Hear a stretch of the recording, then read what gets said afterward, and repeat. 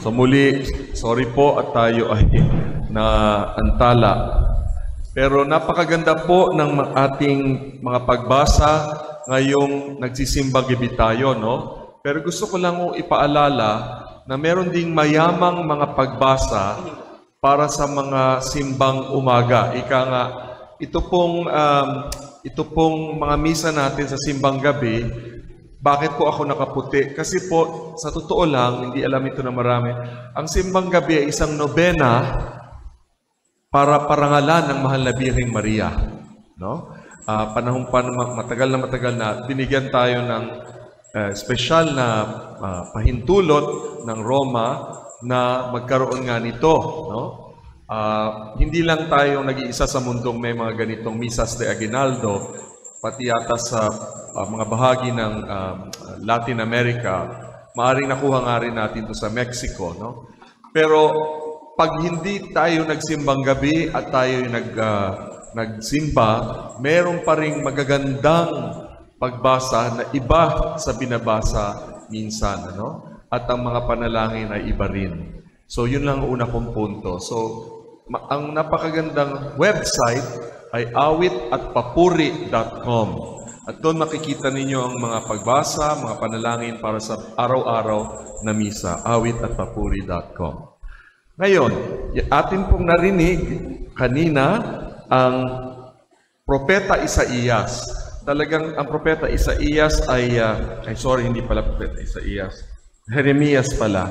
Si Propeta Jeremias na siyang nagpapalakas ng loob ng Israel kasi sabi niya, nalalapit na ang araw na, sa madaling sabi, na ang tagapagligtas ay darating, no? At sabi niya, pasisibulin ko mula sa lahi ni David ang isang sangang matuwid. So para hong puno, tapos magkakaroon ng sisibol, no? Or isang parang bud, no? Magsa-sprout, kung baga sa Ingles, ang isang sanga na siyang magbubunga ng tagapagligtas. Narinig natin kagabi yung mahabang listahan ng mga ninuno ng ating Panginoong Hesus, di po ba? At ngayon ay pinapaalala ni Jeremias, wow, malapit nang dumating, no?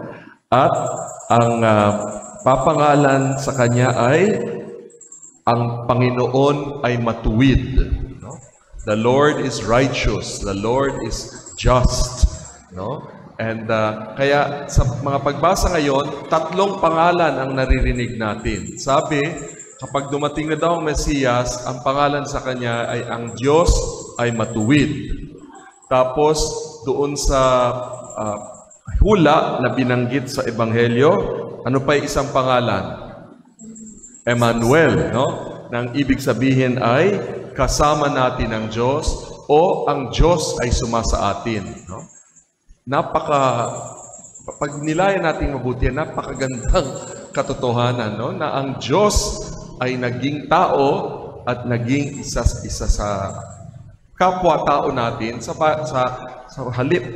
kabila ng kanyang pagiging tunay na Diyos. And finally, yung binigay din ng anghel na sinabi, ipapangalan mo sa kanya ay Jesus. Sa Hebrew, ang pangalang Jesus ay Yeshua. No? Yung salitang Joshua, lahat po yon ay ibig sabihin Jesus or Jesus.